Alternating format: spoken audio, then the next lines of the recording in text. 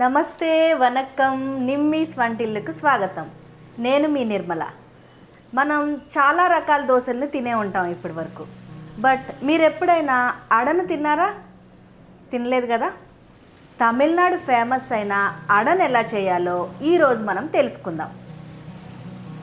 అడ కోసం నేను ముందు రోజు నైట్ నానబెట్టుకున్న రైస్ని తీసుకున్నాను. ఇది 3 కప్పులు తీసుకున్నాను రైస్ని. అలాగే కందిపప్పుని 1 కప్పు తీసుకున్నాను. పచ్చిశనగపప్పుని 2 కప్పులు తీసుకున్నాను. బియ్యం, కందిపప్పు, పచ్చిశనగపప్పుని మనం గ్రైండ్ చేస్తున్నప్పుడు కొద్దిగా సోంపు, ఉప్పు, ఎండుమిరపకాయలను వేసుకుని గ్రైండ్ చేసేసుకోవాలి. గ్రైండ్ చేసుకున్న ఆడపిండిలో ఫస్ట్ కొద్దిగా పసుపు వేసుకుంటున్నాను.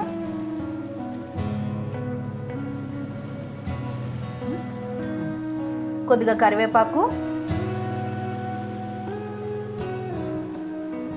కట్ చేసుకున్న ఆనియన్ పీసెస్,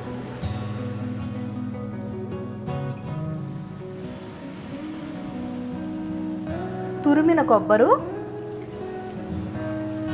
తురిమిన కర్రపెండలం దుంపలు. ఏంటండి కర్రపెండలం దుంపలు ఇప్పుడు సీజన్ కాదు కదా, ఎక్కడి నుంచి వచ్చిందో అనుకుంటున్నారా?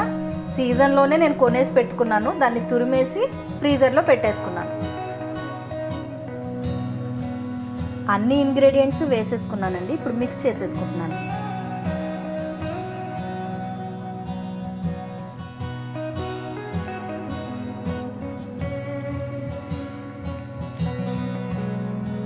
అడని దోశలాగా వేసేసుకుంటున్నాను.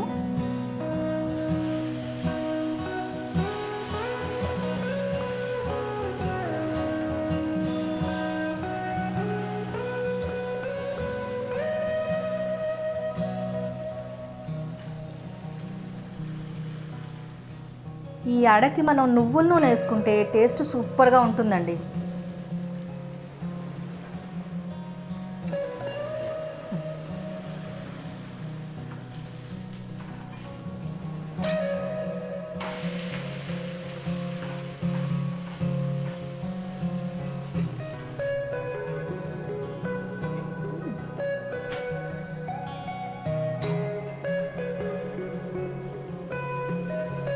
అడ ఎలా వచ్చిందో టేస్ట్ చేసేద్దామండి.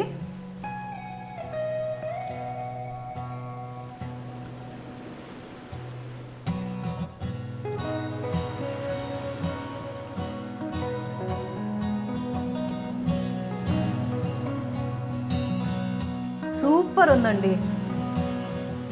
టేస్ట్ అయితే కారం కారంగా చాలా బాగుందండి. టేస్ట్ ఒక్కటే కాదండి, highly carbohydrates, vitamins, protein rich food ఇది. మనం రెగ్యులర్ డైట్లో దీన్ని యాడ్ చేసుకుంటే హెల్త్కి చాలా చాలా మంచిది. నా వీడియో కనుక మీకు నచ్చినట్లయితే లైక్ చేయండి, షేర్ చేయండి. అలాగే అడని మీ ఇంట్లో ట్రై చేసి ఎలా వచ్చిందో కమెంట్ చేయండి.